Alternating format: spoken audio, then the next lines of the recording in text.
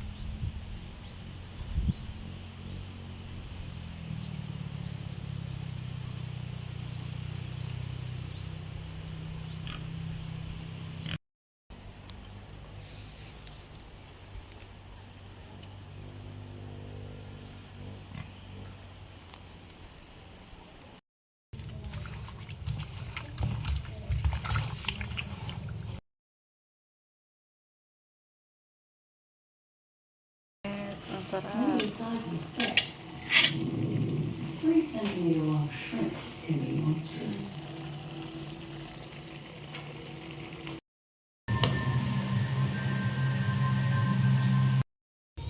Ito lunch namin ngayon.